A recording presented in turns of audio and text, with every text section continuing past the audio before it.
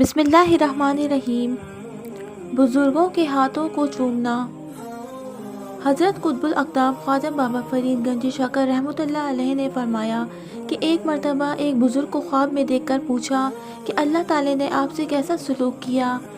فرمایا جو کچھ میں نے دنیا میں کیا تھا سب کچھ مجھے دکھایا گیا۔ پھر فرشتوں کو حکم ہوا کہ اسے دوزخ میں لے جاؤ۔ اتنے میں حکم ہوا کہ اس نے فلاں روز دمشق کی جامع مسجد میں خواجگان معین الدین چشتی رحمۃ اللہ علیہ کے ہاتھ کو بوسہ دیا تھا، جس کی برکت سے اسے معاف کیا جاتا ہے۔ حضرت قطب الاقطاب خواجہ بابا فرید گنجی شکر رحمۃ اللہ علیہ نے فرمایا کہ قیامت کے دن کئی گناہ گار صرف ہاتھ چومنے کی وجہ سے بخشے جائیں گے اور دوزخ سے نجات پائیں گے۔